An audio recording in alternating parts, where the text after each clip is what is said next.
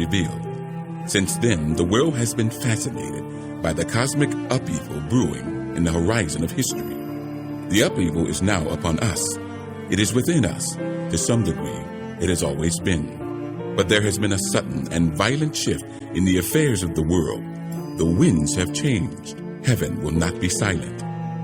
Let us now join Father Anthony Bush, pastor of St. Stanislaus Kostka, the Sanctuary of the Divine Mercy, and author of A Mother's Plea for the Winds Have Changed. Together we can pave the way for a hopeful response to the signs of our times. Good afternoon and welcome. My name is Sister Ann Flanagan, filling in for Father Anthony Bush, and you're listening to listener-supported Winds of Change on AM 750 WNDZ. I'm new to here to Winds of Change. A little bit about me. I'm a daughter of St. Paul.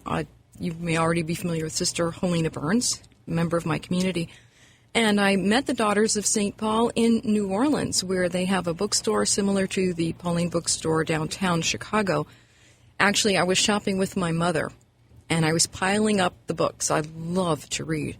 And the sisters at the counter, they looked at this teenage girl piling up the holy books, and wow, I think they put their laser sights on me. And as I was checking out, one of the sisters said to me, we make these books ourselves. We have a publishing house. I'm like, oh, well, that's really nice. You have to be polite. She's a nun. And then she said, it's our mission to put the media at the service of the church. It's like, oh, Jesus and media in one life. They had me. That was it. So that was some 35, 37 years ago. Since then, I've been able to put that Jesus and media connection together, especially in a remarkable way during the Jubilee year, the year 2000. I was assigned to the Vatican. I was a member of the Central Committee for the Great Jubilee of the year 2000, which sounds pretty impressive, but really all I did was design websites for the Vatican Jubilee internet page. But since I'm also a singer with the Daughters of St. Paul Choir, I used to cantor at Santa Susanna's parish. That's the American parish in Rome.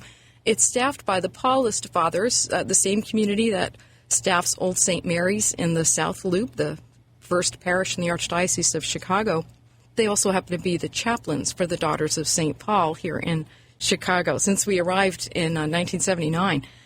And the organist at Santa Susanna's was also a part-time organist at St. Peter's Basilica. And he arranged with the director of the Sistine Choir for me to cantor the responsorial psalm for Pope John Paul's Mass for the Vigil of Pentecost in St. Peter's Square. One of my most cherished memories, singing at that lectern and knowing that Pope John Paul was right behind my right shoulder. Well, after the Jubilee year, I was assigned to Chicago, and this is where I've been ever since. But I have to keep singing. So I joined the choir at Our Lady of Mount Carmel in Lakeview. So if anybody from Mount Carmel is listening in this afternoon, it's the Feast of Our Lady of Mount Carmel, so happy Feast Day. And in honor of Our Lady's Feast, let me share with you a song written by one of my fellow sisters, Sister Shawn Meyer, and this is sung by the Daughters of St. Paul Choir. It was recorded for our very first CD, an album titled Handmaiden of the Lord, Songs of Mary. The song is a prayer to Mary, calling her the mirror of infinite beauty.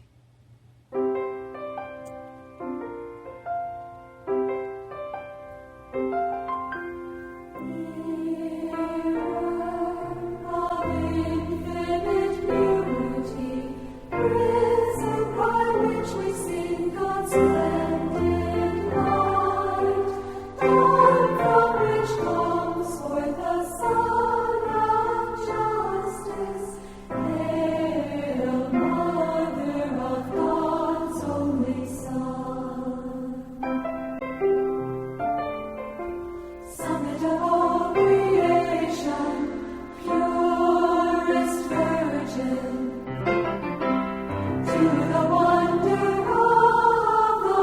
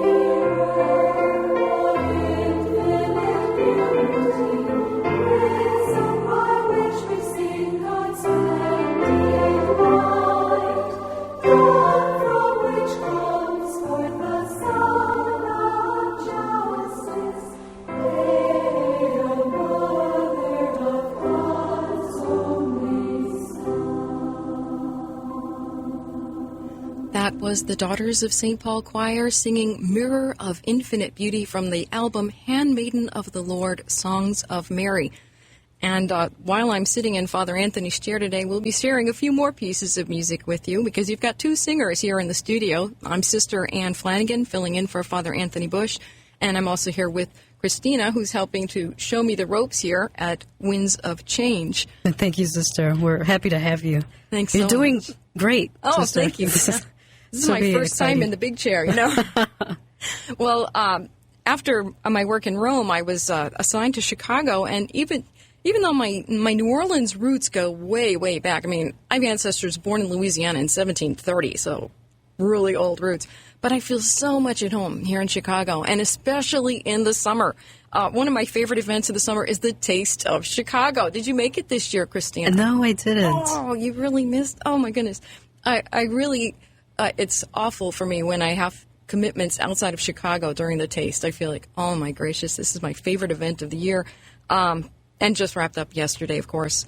And our community's Pauline Bookstore, it's right by Millennium Park. So I can just take a short walk. Look, I need a break. Let me take a walk. And I can walk over to the Taste. And even if I don't have the chance to buy any tickets or actually taste anything, I still love to be there among the people. There's such a beautiful spirit. And it reminds me a little bit of the Catholic Church. You know, everybody's there Yes. at the Taste. There's an egalitarian kind of spirit. I love it when you're tasting something and people come over to you and say, "What is that? Is it good?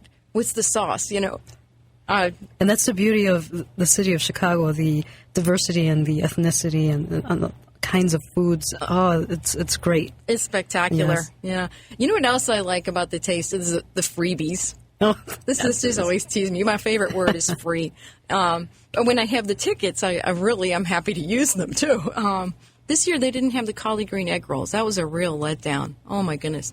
But this year I went under obedience because we have two sisters staying with us for the summer learning English. One is from Mexico and one is from Argentina. And the superior told me, Sister Ann, take these visiting sisters and make sure they get an experience of the Taste of Chicago. I was like, oh, I will certainly carry this out as the will of God. Definitely. They went straight for the deep dish pizza. Now, I like pizza as much as the next person, but I don't do pizza at the Taste. I go for this stuff I'm not going to be able to find otherwise. You know, new stuff. I like to try things that are new to me. And this year, the most surprising discovery I made was on Saturday. It was at the Chef du Jour booth, which, you know, they have every day was a different celebrity chef from the Chicago food scene. And the big tent over by Buckingham Fountain, they had a culinary school was doing all the actual cooking. They had a special recipe by the celebrity chef. And Saturday's chef was Stephanie, and I'm probably going to mess up her name, Izzard, from The Girl and the Goat. So I had tickets. And I noticed that the big booth there, I mean, the chefs were kind of wandering around rather aimlessly. Nobody was lined up at the Chef du Jour booth. I said, well, gosh, it's got to be something interesting. I'm going to go and see what it was. You know, what's the specialty item? Only one item at that booth. And so I went over to see, well, what was it? And you know what it was? no. It was broccoli. Yeah. Broccoli. Said the Chef du Jour tent at the Taste of Chicago had only one thing to offer, and it was broccoli. Grilled broccoli with a smoked blue cheese sauce sprinkled with what they called spiced Krispies, which was rice cereal tossed in spices. So I tried it, and it was fabulous. It was, you know, not the easiest thing to eat walking around the Taste of Chicago. I mean, it was not overly cooked, so I tried to spear it. You couldn't cut it with a plastic fork on a paper dish, you know. So I speared it with the fork and sort of nibbled it off of that, you know, walking around as if it was my rainbow cone, nibbling this. But how many people looked at that sign and they saw the word broccoli and they just went, ew, and they walked right over to the rainbow cones. And look what they missed. I think the chef should have stationed 20 or so people around the booth eating broccoli and just looking excited about it to everybody that passed by. And they would have drawn people into the booth to taste the broccoli. And isn't the message of our faith sometimes like that? You know, It's fabulous. It's life-giving. It's beautiful. But, you know, yesterday, Sunday, only 20% of Catholics in Chicago went to Mass. And that's pretty typical. About 23% of Chicago Catholics go to Mass. They look at Sunday Mass kind of a warmly recommended option. And it's like, no. The Rosary is a warmly recommended option. The praying the Angelus morning, noon, and night is a warmly recommended option. I'm a big promoter of the Angelus. Ask anybody. Christina, how many times a day do our Muslim neighbors pray? 5 times a day. Oh, what about Catholics? How many times a day do Catholics pray? That's a good question. Yeah. I think what has happened for many people, the minimum, which is Sunday Mass, has become the only requirement of our spiritual life. And we've lost this tradition that we've had of, a structured prayer life, at least morning, noon, and night. The Catholic tradition does have this 3 times a day. So the Angelus, that's my banner campaign, is get people to pray the Angelus at least 3 times a day. You remember the core mystery of our faith, the incarnation, and the response, what is it? Be it done to me. So 3 times a day, we could do that. But that's an option. Daily Mass is an option, a warmly recommended option. Delightful to see the numbers of people that do go to daily Mass here in Chicago. But Sunday Mass is not an option. It's the rock bottom least you can do as a Catholic. But so many people are unaware of that. And just telling them, you have to go to Mass. You can't skip Sunday Mass. That's not going to change it.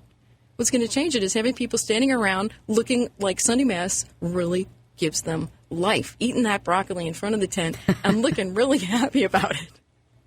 They don't know what they're missing. It's so true. Yes. And the Archdiocese of Chicago is so concerned about that we have just started a year devoted to Sunday Mass. From July 2012 to June of 2013, the whole Archdiocese is going to be focusing on Sunday Mass. That's the number one priority the Cardinal has given us. The goal is to increase Sunday Mass attendance by about double. So if we can get every faithful Catholic who attends that Sunday Mass, if you can, with the grace of God, bring one more Catholic back to the active practice of the faith, Mass attendance would double. And the way to do it is the same way that Stephanie Izard should have promoted her out of this world delicious grilled broccoli, by having people witness to how good it is. So now it's going to be time for just a little break. I'm Sister Anne Flanagan of the Daughters of St. Paul, and you're listening to the Winds of Change. By now, you've heard Father Anthony Bush mention that Winds of Change is listener-supported. What does that mean? It means that you, the listener, keeps Winds of Change on the air, and that is no small task. It takes your donation to pay for our airtime, live streaming, studio equipment, and support staff. With your donation, you help Winds of Change bring you the news that you won't hear on secular media. With your help, we report on the attempts to curtail our religious liberties and give you the resources to respond. We bring you topics and guest hosts that you won't hear on other Catholic radio stations in Chicago, like Byzantine Catholic priest Father Thomas J. Loya, who brings you Blessed John Paul II's teachings on the theology of the body, and Sister Helena Burns' movie reviews and insights on today's new media. Plus, Father Thomas, the Ashes That Still Remain, who gives us historical perspective to understand our faith in society today. And every day you hear our own Father Anthony Bush, author of A Mother's Plea, whose insights on the gospel as applied to our daily life bring perspective as we are buffeted by the winds of change. We need your support now to keep Winds of Change on the air. Here's how to donate. Make a check out to Winds of Change Radio Show. That's Winds of Change Radio Show. And mail it to Winds of Change at 1351 West Evergreen, Chicago, Illinois, 60642. Thank you for listening to and supporting the Winds of Change. And know that by your donation, you help preserve an authentic voice speaking through the winds of change. For some time now, we at Winds of Change have been asking you to support the restoration of St. Stanislaus Kostka, an historic church and great sacred space, and home to the Sanctuary of the Divine Mercy in Chicago. St. Stan's is also the home of the Our Lady of the Shrine Ark of Mercy iconic monstrance. Because of your help and the help of the Archdiocese of Chicago, we are making progress in restoring this great sacred space. So far, we have outstanding pledges from you for a little over $240,000 and a grant from the Archdiocese of Chicago for $800,000. The complete restoration of St. Stanislaus Kostka will require a total of $4.4 million. You can see that you've helped us make great progress, but we still have a long way to go. We know that it's costing you more just to get to and from work, but we ask you to give what you can. Please help restore this great sacred space where you can come and enter into the silence before the Eucharist in the Our Lady of the Shrine iconic monstrance. Go to the sanctuaryofthedivinemercy.org. That's sanctuaryofthedivinemercy.org and click on the donate button. Become a part of the continuing story of St. Stanislaus Kostka and know that with your help, the splendor of this great sacred space will be restored.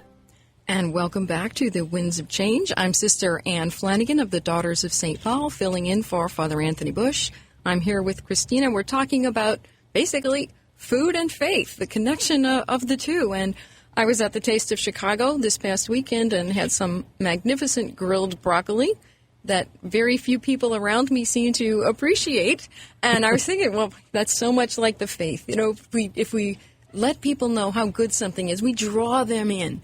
And that's something that the Archdiocese is inviting each and every Catholic to do, to witness, not by telling people what they ought to be doing, but how good it is for you to be going to Sunday Mass, what you discover when you encounter Jesus in the Eucharist. And I remember the first Sunday of July when the Archdiocesan year for Sunday Mass began, Father Brian Welter at the cathedral, he actually did just that in his homily. He said when he was a young adult, he had fallen away from the practice of the faith, and he spoke about his rediscovery of Sunday Mass and how that Sunday Mass started to fill a hole he didn't even know he had in his heart. I don't know, Christina, have you had an experience like that? You know, the place that the Eucharist has in your life, that you couldn't really live without it. I've had many experiences, and it's interesting when you mentioned, Sister, that when you go to church and you're wondering, and this is what we, with our parishioners here, we're at Mass, and where's everybody? And this place should be packed, and after Mass, when we go, especially in the summer, people want to be out. But I think, we have to thank God for all the blessings that He has given us. And it makes me think of the movie. I don't know if you've seen the movie, The Greatest Miracle. And it talks about the Mass, yes. Mm-hmm. And I learned a lot. And it was a refresher course for me, knowing what the Mass is. We know that the Mass is the highest form of prayer. That nothing can compare to the Mass. But it's just so beautiful to be here and to remember what Christ did for us.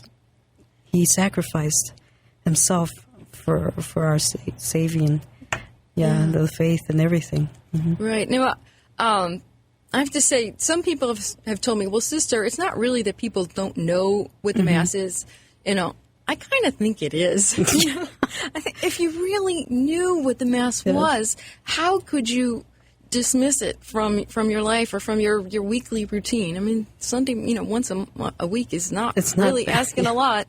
But what tends to happen, I think, is once Sunday Mass, even, if that's something that you're still faithful to, but if that's the only external practice of your faith, I think you're putting your faith in a bit of peril, because you reduced the whole content of what should be a Catholic life, a life imbued with the faith, and you've reduced it to this 1 hour on Sunday.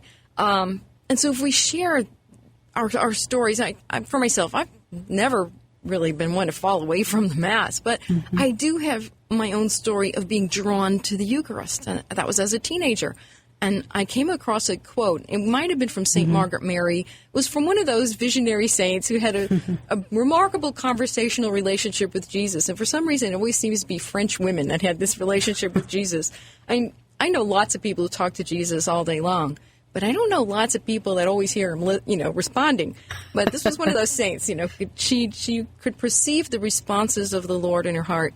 And one time she received this message: every time you visit a church for love of me, my heart draws you in an embrace of predilection. And that really struck me. I didn't know what predilection meant, but I really liked the idea of being drawn in an embrace by the heart of Jesus. So I started making visits to the Blessed Sacrament in between classes at University. This is the New Orleans Loyola, not the Chicago Loyola.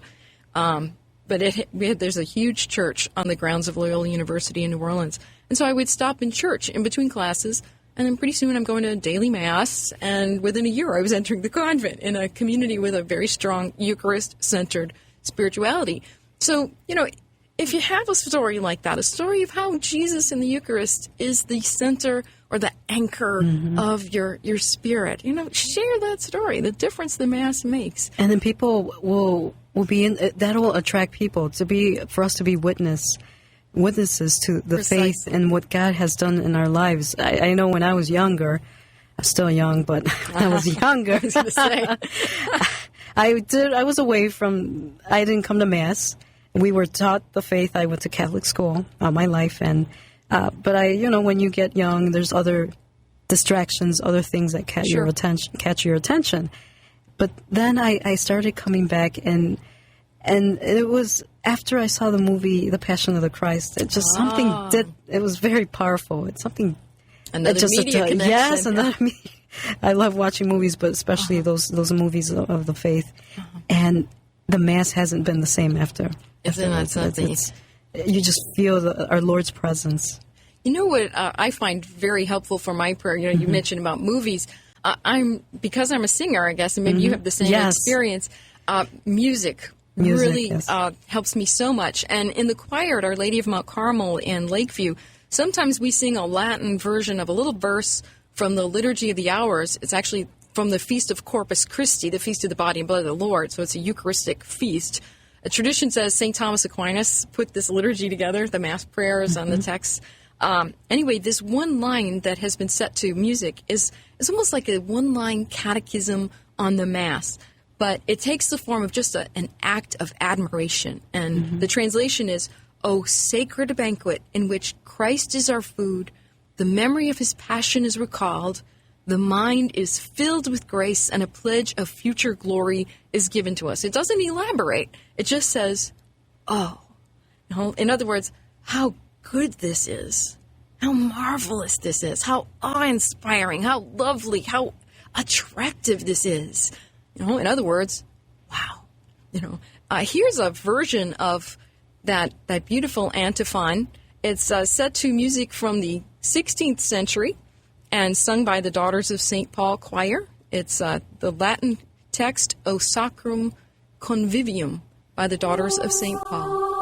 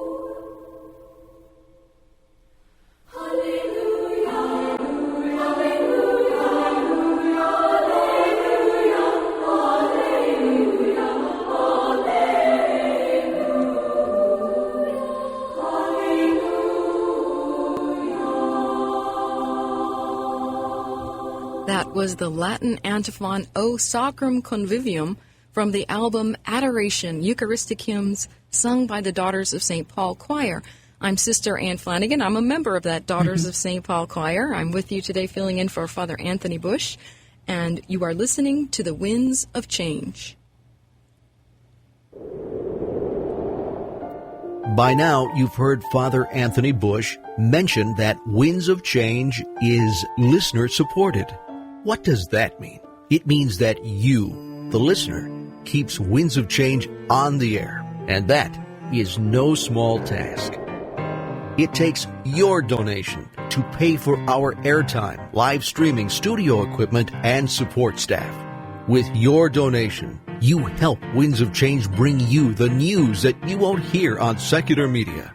With your help, we report on the attempts to curtail our religious liberties and give you the resources to respond. We bring you topics and guest hosts that you won't hear on other Catholic radio stations in Chicago, like Byzantine Catholic priest Father Thomas J. Loya, who brings you Blessed John Paul II's teachings on the theology of the body, and Sister Helena Burns' movie reviews and insights on today's new media. Plus, Father Thomas Coys, author of The Ashes That Still Remain, who gives us historical perspective to understand our faith in society today. And every day you hear our own Father Anthony Bush, author of A Mother's Plea, whose insights on the gospel as applied to our daily life bring perspective as we are buffeted by the winds of change. We need your support now to keep Winds of Change on the air. Here's how to donate.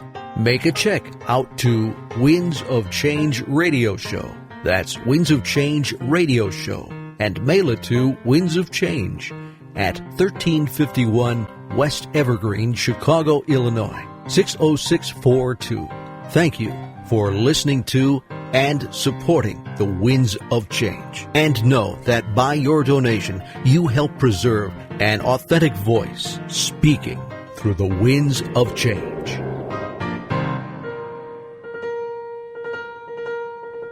The parish of St. Stanislaus Kostka was opened in 1867. As the flow of Polish immigrants poured into the area, a larger church was needed. The cornerstone of that new and present great church was laid in 1877. 20 years later, St. Stan's was the largest parish in the United States, with 8,000 families. This historic church still stands and has been designated by Cardinal George as the Sanctuary of the Divine Mercy in Chicago, and is also the home of the Our Lady of the Sign Ark of Mercy iconic monstrance. This historic parish still serves the faithful with masses in English, Spanish, and Polish.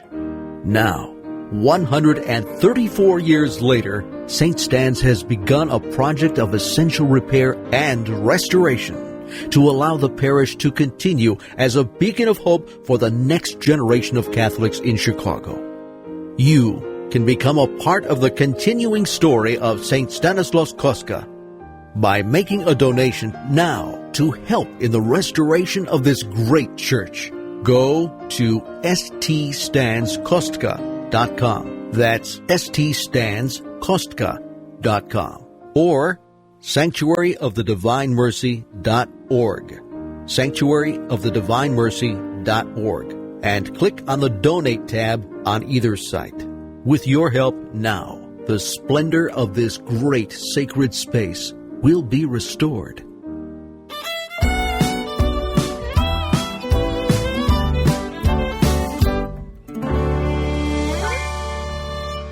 I don't know why they call breakfast, breakfast. I don't know why they call lunch, lunch.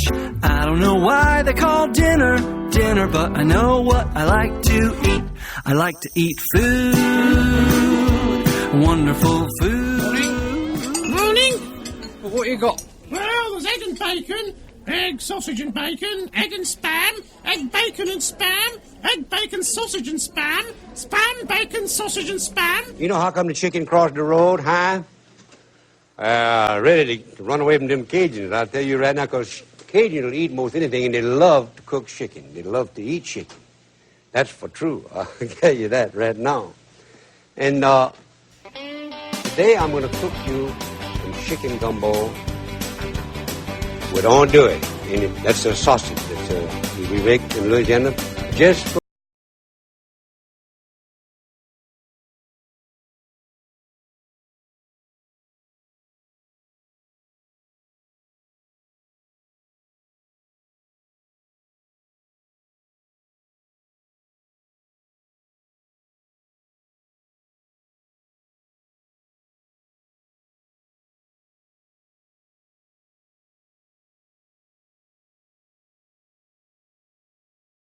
Welcome back. I'm Sister Ann Flanagan on the Winds of Change. We're talking about food and faith today. I mentioned earlier I'm an adopted Chicagoan. My ancestors came from France and Germany and Spain and Ireland, and they all ended up in New Orleans. Well, one year, my dad decided that he was going to take Mom and my younger siblings, the ones that were left at home at that point, and visit Ireland. They look up our roots on that side of the family. So there they were on a horse and buggy tour. And the driver at a certain point turned around and he says, "You must be from New Orleans." And my dad was surprised. He said, "Well, we are, but how did you know?" And the driver said, "People from New Orleans are always talking about the food." And it's true. As soon as they got back to the United States, Mom calls me on the phone. She says, "We're back from Ireland. The food was terrible." The first words out of her mouth. And that was over 20 years ago, so I understand it's not the case anymore about the food. They have improved their culinary skills. I'd love to verify that personally. It's on Jesus' to-do list. He hasn't gotten around to that part yet. Well, last year, my sister Mary was planning a visit to Chicago. She said, "Oh, I really want to have a meal by one of Chicago's famous chefs." My sister is the gourmet chef in the family. She didn't learn from my mother. My mom was the youngest girl in the family. She didn't learn how to cook, or so. But her mother-in-law, her Mississippi mother-in-law, taught her how to make the best gumbo anywhere. So Mary was planning this trip. The trip happened, but the experience of a Chicago chef didn't, because she was traveling with her 20-something daughter, and there was just too much good shopping around. But Chicago is a destination city for foodies, just like New Orleans. And I don't think it's coincidental that these two cities have such a strong Catholic background. Food and faith go together. I mean, it's even in the Bible. You have food sparking all that trouble in the book of Genesis, and then you end up at the end of the Bible with the wedding feast of the Lamb. So food and faith, it's a natural. And I thought, well, who better to talk about food and faith than the Internet's Catholic foodie, Jeff Young. Jeff happens to be another New Orleanian. I can't help that. But I'd like to welcome Jeff Young, the Catholic foodie, to the Winds of Change. Well, thank you very much, Sister Ann. I'm happy to be here. Jeff, it's a delight. Now, as the Catholic foodie, you run a food and faith podcast. It's essentially an internet radio show with a very focused theme. Where did that come from? I've always been a geek, and I was a teacher for years. I spent 17 years doing youth ministry and teaching high school in a Catholic high school. And I always loved to incorporate technology in the classroom. So I was podcasting all of my lessons. And one day I thought, I just enjoy this so much. I want to do something, though, that's not work-related. I want to do something fun. And I thought about it, and I prayed about it. And, of course, the two things that are so important to me in my life is food and faith. And those two go together well. So thus was born the Catholic foodie. Oh, I love it. Are you one of those people that can open a Tabasco bottle with one hand? Oh, I'm sure I could. Now, Jeff, we're talking here in the Archdiocese of Chicago. We have just started a whole year with a focus on Sunday Mass, and we're being encouraged to share stories of our Eucharistic spirituality. And I'm just wondering, for you as a Catholic podcaster with a focus on food and faith, is there some Eucharistic connection there for you personally?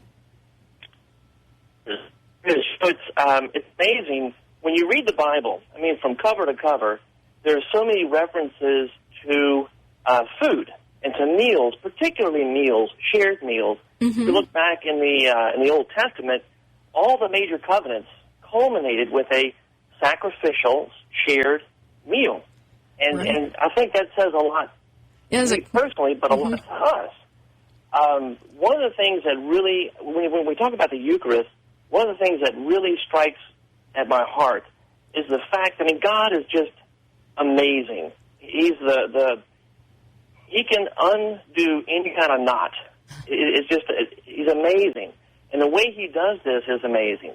But, you know, in the Old Testament, if we read Genesis and we see the fall, Adam and Eve, although it was an act of disobedience and all of that, still, the actual sin, as it's recorded in the Bible, was an act of eating. They ate the fruit of the tree. Now, the amazing thing is, if you fast forward, what does Jesus do? In John chapter 6, he's talking about the Eucharist. Now, this is, of course, before he actually institutes the Eucharist, but he says this: unless you eat the flesh, the flesh and blood, right? Eat the flesh and drink my blood, you will have no life in you. And so he goes on and connects eating to salvation. I think that, to me, is amazing. And he's telling us that, you know, you think food is the stuff that you grow and you plant and you eat at a table. He says, no.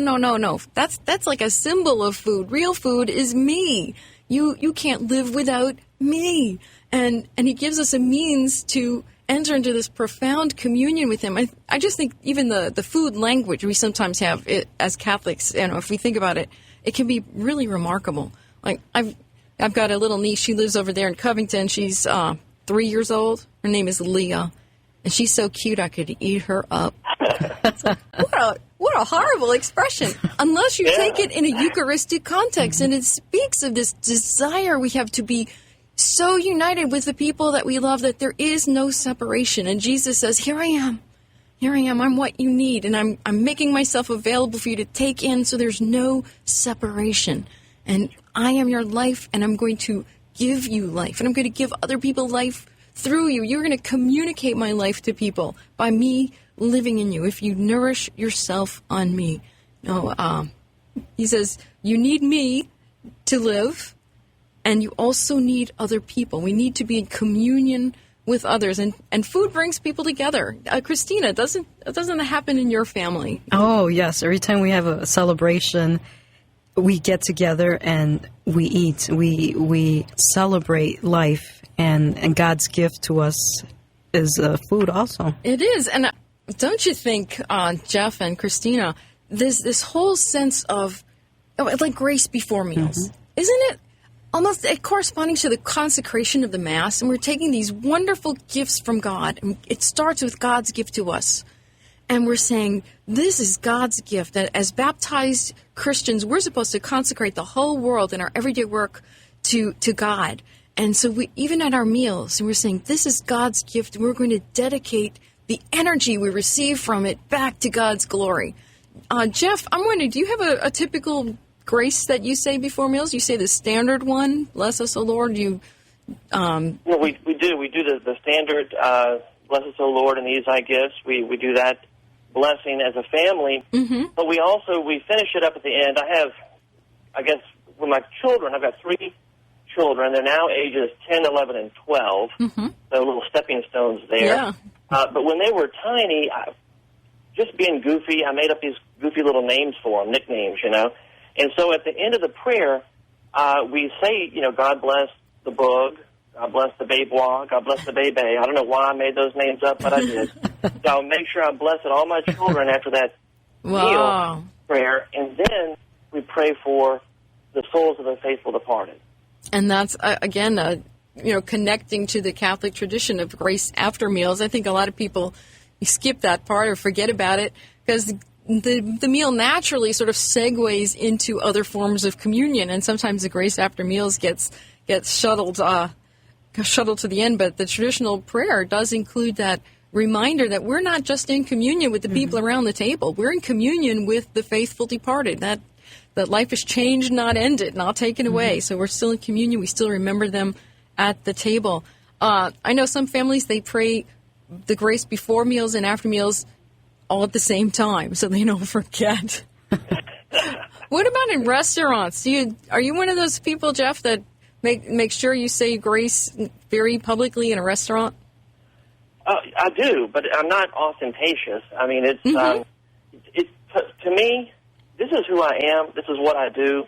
And if other people don't like the fact that I'm in a restaurant praying, tough. They need to go find someplace else to sit.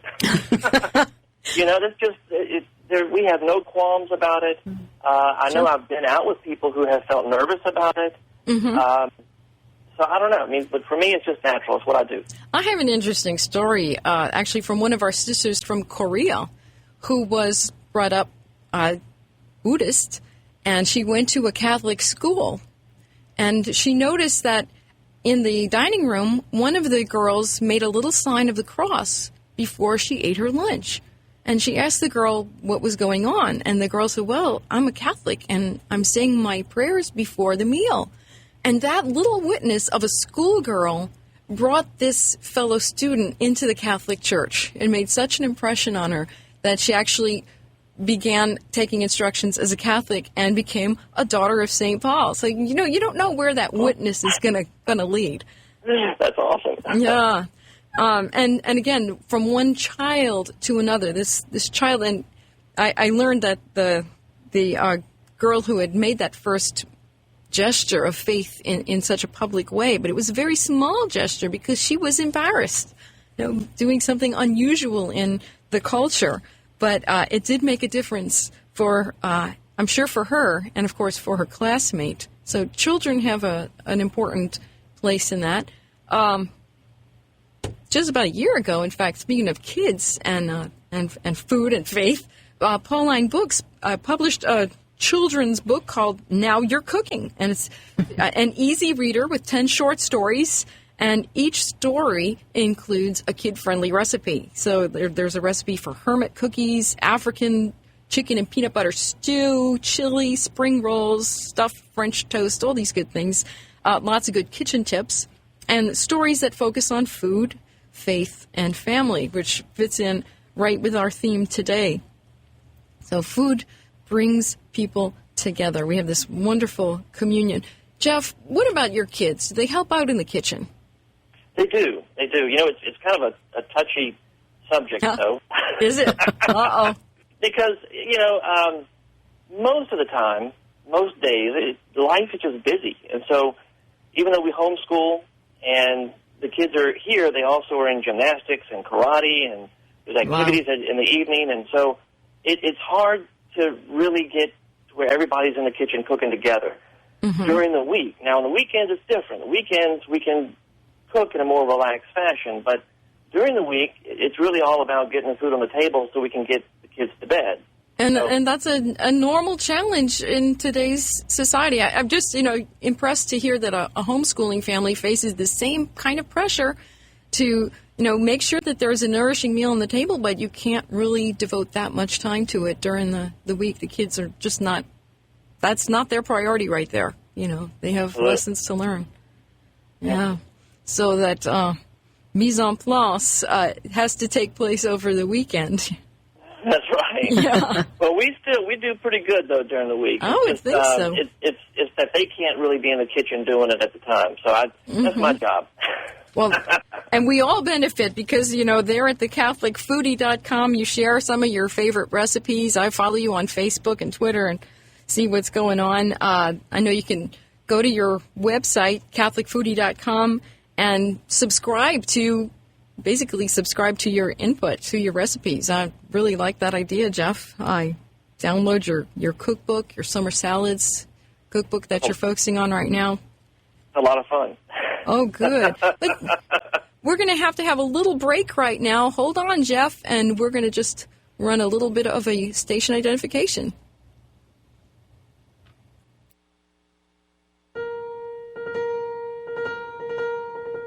The parish of St. Stanislaus Kostka was opened in 1867.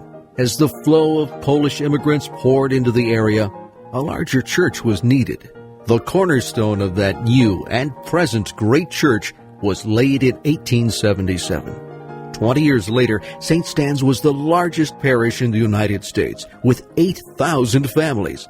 This historic church still stands and has been designated by Cardinal George as the Sanctuary of the Divine Mercy in Chicago, and is also the home of the Our Lady of the Sign Ark of Mercy iconic monstrance. This historic parish still serves the faithful with masses in English, Spanish, and Polish. Now, 134 years later, St. Stan's has begun a project of essential repair and restoration to allow the parish to continue as a beacon of hope for the next generation of Catholics in Chicago. You can become a part of the continuing story of St. Stanislaus Kostka by making a donation now to help in the restoration of this great church. Go to ststanskostka.com. That's ststanskostka.com. Or sanctuaryofthedivinemercy.org. sanctuaryofthedivinemercy.org. And click on the Donate tab on either site. With your help now, the splendor of this great sacred space will be restored. Welcome back. I'm Sister Anne Flanagan of the Daughters of St. Paul, and this is the Winds of Change. We're speaking with Jeff Young, the Catholic Foodie, about food and faith. Jeff, I'm wondering, on your blog or your podcast, The Catholic Foodie, do people ever comment, with questions or maybe even reproaches that maybe you're cultivating gluttony or, isn't that one of the capital sins? And shouldn't we be suppressing the enjoyment of food as Catholics? Does that ever come up? I don't think that anyone's ever sent me hate mail about that. I'm so glad I know that personally, I feel challenged by it. Okay. And every Lent, I do focus on the importance of fasting and also the communal element of eating. Right? It's always Sure. with family. It's a shared experience. Right.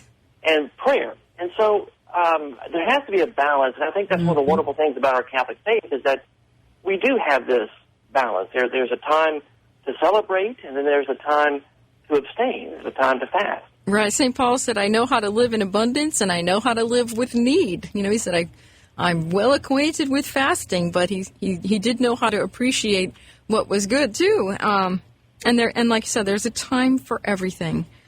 I was reflecting on that, and I said, fasting isn't really of much value unless you know how good the gift is that you're giving up for this whatever purpose, devote yourself more to prayer or to give the funds that you would have used on a good meal and give it to the needy, and I was talking with Christina before the show, and I said, I'm thinking with our current epidemic of obesity here in the United States, maybe part of the problem isn't so much, the gluttony, that people aren't enjoying their food appropriately, not receiving it as a gift of God, not taking the time to enjoy the flavors.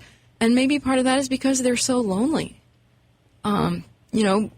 If you're eating by yourself, that's it. Almost to me, it's one of the symptoms of a kind of an addictive relationship. Or with if you're food. rushing to, we live in a society it's rush, and we don't take the time to sit down, like you said, sister, to enjoy. We're just rushing, getting through with the meal, and then going on to the next task. We're treating it like just so many calories that we need to move on and to keep the engine going. And God didn't give us food for that, minimal reason. It's not just fuel. It's really meant to be a form of communion. And we have communion with the farmers who grew the food, and we have communion with the people who prepared it, and we have communion with the people that we share it with. And, so many times there were criticisms leveled at Jesus for enjoying his food too much, and they criticized John the Baptist because he didn't enjoy it enough. You can't win. But I think Jeff made a good point. Balance is so important. Well, I think the problem is that for so many people, in a practical sense, not theoretically, but in a practical sense, they have made food an enemy. And that's why you have the diet craze and everything else. If your approach to food is that it's an enemy, then there's no wonder why there's the epidemic of food disorders, and was just in the Tribune over the weekend. Young men with anorexia as a growing phenomenon, and yet there's right now not enough resources to help these these young men, and one of the sisters was saying she has a nephew who has all the signs of male anorexia, a preoccupation with exercise and with building up muscles. Not for the guys, it's not so much a matter of being thin as it is of being buff, and they don't realize that they're, when you look like a Holocaust victim, when you're a skeleton, when you're reduced to skin and bones, that's not buff. It's really scary. And again, it's looking at food as you said, as an enemy. And whereas God intended food to be a sign of the kingdom of heaven, with the beautiful words from the prophet Isaiah about the feast set on the mountain of the Lord. And everything really culminates for us in the Eucharist, which Jesus gave us at the Last Supper. The Last Supper kind of sums up all of the meals Jesus had with his disciples, with Simon the Pharisee, and with Matthew the tax collector, and that wonderful meal at Bethany, where Mary Magdalene, or Mary of Bethany, washed the feet of Jesus. And Jesus used this last meal, the Last Supper, to reinterpret his whole life and to give us a way of commemorating his death. And so I have a song that is just a wonderful act of adoration for Jesus, who in the Last Supper gave us that memorial of his suffering and death. The song is, as another one in Latin, the words are from St. Francis of Assisi, and you're probably very familiar with them. We adore you, O Christ, and we bless you, because by your holy cross you have redeemed the world. This version is sung by the Daughters of St. Paul Choir. I'm one of the singers here, and the album is Adoramus Te.